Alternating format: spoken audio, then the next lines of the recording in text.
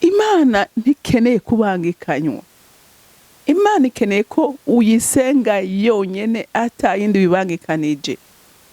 Iyo ubangikanije Imana irakureka, kandi ikuretse ubona ivyago bikomeye. Bantu b'Imana, nukuri aya majambo y'Imana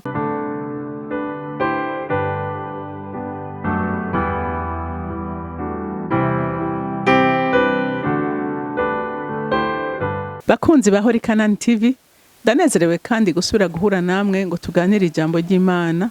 Ariko imbere ko dutangura kuganira, reka tubanze dusenge. Ndarinahaza Data rugira byose, umuremyi w'ijuru n'isi. Ndarinahaza Kristo umwami wanje n'umucunguzi w'ubugingo bwanje. Ndarinahaza mpwemu yera umufasha mwiza twahawe, utatubweranda umukorera mu Mana imwe. Birabereye gushimwa, birabereye kuri nako tuninahaza izina rya Data. Birabereye ko tutazira umwami, tugashima mpwemu yera umufasha mwiza duhorana nawe uko bukeye nuko bwije, kuko ari twasigaranywe n'umwami Imana ngo aturongore muri vyose. Rero umutima wanje uraguhimbaza Data, umutima wanje urakuririmbira, umutima wanje uragutazira, kuko uri umuvyeyi mwiza atugirira neza uko bukeye nuko bwije. No musubiye kukwinginga kubw'imbabazi zawe n'urukundo rwawe. Jambo ry'Imana tugiye kuganira aka kanya rize kumurikira imitima ya benshi, bahindukire bave mu bigabitanyo, ariko bahindukiriye wewe, kuko ari wewe ufise umugisha w'abantu bose mu kiganza cawe. Mana ndagushimiye kandi ndakuninahaje, icubahiro cose kibi cawe, mu izina rya Kristo Yesu senze nizeye kuvyumvise. Amen, amen. Rero ijambo Imana impaye kuganira namwe uyu munsi, ijambo rivuga ku muvumo uzoba ku muntu atubaha Imana, tagendera mu vyagezwe vy'Imana. Hari ibyago bizomubako, kandi vy'ukuri mugende mwitegereza amaherezo y'abantu bakoze nabi, muze amaherezo yabo ni mabi, kandi n'ababakomokako bahura n'ivyago bikomeye kubera imbuto mbi yabibwe mu bavyaye, ndetse no mu bikorwa byose bakoze. Reka dusome rero ijambo ry'Imana mu gusubira mu vyagezwe igice ca 28, turasoma kuva ku murongo wa 15. Haravuga ngo ariko nimutumvira Uhoraho Imana yanyu ngo mwitondere ivyagezwe vyiwe vyose n'amabwirizwa yiwe yose ndabagera uyu munsi, iyi mivumo yose izobaza ko ibashikire. Muzogira umuvumo mu gisagara, muzogira umuvumo mu ndimiro, mu biseke vyanyu hazoba umuvumo, hamwe n'umutwato twanyu mucumbamwo. Uruvyaro rwo mu nda zanyu ruzovumwa, hamwe n'umwimbu wo mu ndimiro zanyu, n'uruvyaro rw'inka zanyu n'ugw'imikuku yanyu. Muzogira umuvumo mu maja no mu maza. Uhoraho azobarungikira umuvumo, amananiza no kwihebura mu vyo muzogerageza gukora vyose, gushikaho muzoherengetezwa, mugaherengetera vuba, muhowe ibibi muzoba mwakoze. Byatumye mumuheba. Uhoraho azobateza ikiza kibumireko, kugezaho azobaherengetereza mu gihugu mugiye kwinjira. Uhoraho azobateza ibizotuma mugenda mwikwega, mugwara inyonko, ibivyimba birurumba, indugumba, kugaduka, ukurumvya n'urugi rw'agahezambuto bizobakurikirana gushika muhonye. Ijuru ryo mwijuru, ijuru ryo hejuru yanyu rizomera nk'icuma, n'isi muhagazeko ibe nk'icuma. Mu gishingo c'imvura Uhoraho azorekura umusenyi n'umukungugu mu gihugu canyu, gushika murandutse. Imana idutabare. Tugira turabire hamwe ibintu 8. Usomye sinahasomye hose, usomye iki gice cose ca 28 urabona vy'ukuri ivyago biba ku bantu batagendana n'Imana. Ivyago biba ku bantu basenga ibigirwamana, abantu bimika ibigirwamana bakwegera umuvumo, igihugu bakwegera umuvumo, imiryango yabo. Imana ntikeneye kubangikanywa. Imana ikeneye ko uyisenga yonyene atayindi bibangikanije. Iyo ubangikanije Imana irakureka, kandi ikuretse ubona ivyago bikomeye. Bantu b'Imana, nukuri aya majambo y'Imana ntidukwiye kuyanjanjwako, ntidukwiye kuyanjanjwako, ko tuyanjanjweko atuzanira ibyago biradushika ko twebwe ubwacu n'abacu ndetse tugakwegera n'abatwegereye bose. Imana idufashe.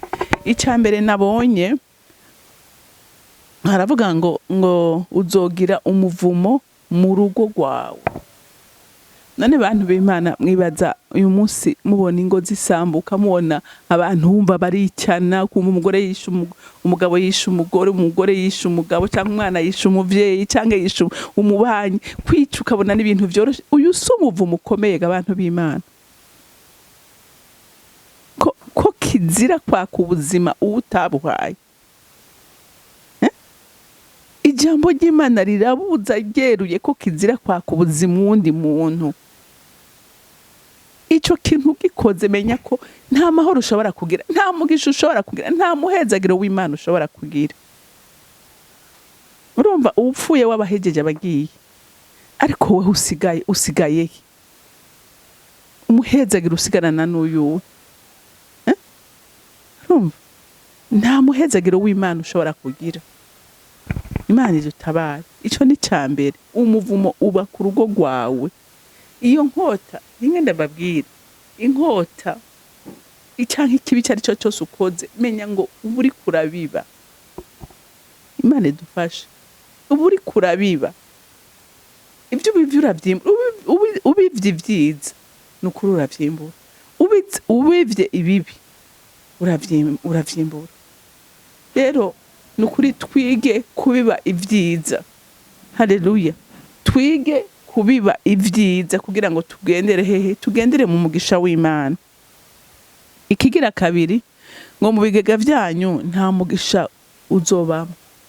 Bisigura ngo ibikorwa ukora umva uzokwidepansa, ukore ubirakuye, wiruke, ariko ntihagire ikintu kimufata.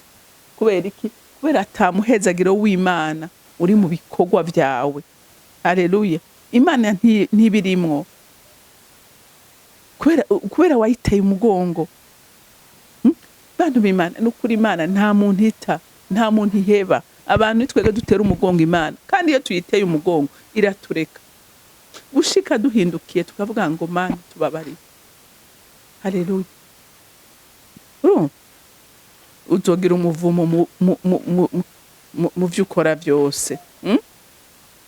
Nta mugisha uzokwigera uronka. Uriruka, abantu bariruka, abantu barabiyakuye, abantu baragerageza. Icyo ukoze ko cyose kigaca mu myanya y'intoki, kuko Imana itarimwe, Imana atakikivuga. Haleluya. Ikigira gatatu, abana bawe nta mugisha bazogira. Ariko urazi kuvyara abana uzi ko bazokuhindukira umugisha, ahubwo akaba ariwe bakubera umururazi ukuriza ku murango no mwijoro kubera ibyaha. Kubera ibyaha ukarara usuhuza umutima, abana bakaguhangara, abana bakagukubita, abana bakagutuka, bakakuvuma, abana wavyaye, abana waruhiye, nuko kwica bakagira umugambi wo kukwica. Mwumva harimo umuhezagiro abantu b'Imana. Kubundi umwana ari igitsibo c'umuvyeyi. Ubundi umwana ni igitsibo c'umuvyeyi, n'umunezero w'umuvyeyi. Mugabo uyu munsi abana babona base bakumva bo bakerera, canke bakabona banyina bakumva bo bakerera. Ubundi umurugo rurimo umugisha w'Imana, abana bubaha abavyeyi, hama abavyeyi bakabahezagira. Haleluya. Haleluya. Abana bagahezagira. Icakane, ivyo ukora byose nta mugisha uzobamo. Urumva? Ivyo ukora byose nta mugisha uzobamo. Kubera iki? Kubera Imana ntirimwo. Imana ntibizi. Imana ibona ivyo ukora ari gisese mu maso yayo. Kubera ukora amanyanga. Uriba, urarenganya. Ibiturira ibintu byose bipfuye bibarizwa iwawe. Noneho Imana yobibamo. Imana yobihezagira. Bizoba umugisha ku bawe. Ibikunda. Ivyo vyumve kandi uvyumve ntaco bizokumarira. Imana idufashe. Ivyawe Imana itarimwo ntaco bizokumarira kandi ahubwo bizoba ibyo kukwica no kwica abawe. Ariko dufise Imana y'imbabazi, bantu b'Imana. Imana yacu ihora iteze ibiganza igirira neza abantu bayo. Haleluya, haleluya. Ica gatanu, muzokwamana ingwara zidakira. Ingwara umwe ku yindi, yindi ku yindi. Ko Imana yavuze ngo uzobateze ibihuti, bateze ibateze ivyago bikomeye. Mbega murazi yuko iyo umuryango utarimwo umunezero, itarimwo amahoro, bahura n'ivyago bikomeye vy'ingwara kubera ama stress. Urumva abantu bamana agahinda. Umuntu atanezerewe yamana agira ingwara nyinshi kandi akagira agahinda mu mutima wiwe, kandi agahinda gasavye umutima. Nta munezero, nta mahoro. Haleluya. Turabonye ko Satani yamakunesha. Udurabe hariho by'ukuri imiryango ubona ko Satani yafashe ikirindiro akicara mu ngo zabo kuzuyemo akajagari, n'uguhanuye ntumwumva, n'ugukebuye ntushaka kumva ariko arakubarira. Umwe aravuga kumenga ariko akubwira ururimi udatahura. Kubera iki? Kubera Satani yamaze kubizizira, yaramaze kubizizira, araza ashinga ikirindiro mu ngo zanyu. Rero iyo hari Imana, iyo murugendera mu byagezwe by'Uhoraho, niyo habaye ikosa umwe amenya gusaba imbabazi uwundi mugatunganya. Ariko iyo Satani yamaze gushinga ikirindiro mu muryango, biragoye kumusohora, kuko urumva ni wabaganje akubwira ibi, akabwira umugore wawe, ugasanga ntimwigera muhuza na rimwe. Ariko Imana iri hagati muri mwebwe, haba kumvikana, haba ubumwe, haba urukundo, haba gukorera hamwe, haba gusabana imbabazi niyo habaye ikosa runaka. Rero by'ukuri umuntu atagendera mu byagezwe by'Uhoraho, Satani amukoresha ibyo ashaka byose, amukoresha kandi kumvenga n'uburenganzira bwiwe. Ukumva n'uburenganzira bwiwe, gukubita umugore n'uburenganzira bwawe, gusuzugura umugabo n'uburenganzira bwawe. Ibintu byose ukumva uri mu madwa yawe. Ariko umuntu atinya Imana arazi ko hariho ibidakwiye gukorwa. Icindwi, ibyawe bizotoranwa n'abandi. Urumva imiryango irakenyuka. Iyo Satani ari we yiganje atuma abantu bakenyuka, atuma abantu bakenyuka. None ndababwire, burya nukuri abantu turigabaniriza imyaka yo kuramba. Ibyo umuntu akora, ibyo umuntu arya, ibyo umuntu anywa, ibyo afata bituma ataramba, birahari murabizi. Nta nibyo no kuri Rwanda ndavuga ngaha. Umuntu urashaka kubona utuye umuntu kuramba ntibishoboka kubera inyifato yiwe. Ariko umuntu yubaha Imana aramenya ngo uyu mubiri wawe ntuwuganza, n'uw'Imana, ni ingoro y'Imana, ikwiye gufatwa neza, ikwiye kubahwa. Hari ibintu udakwiye kuyishiramo.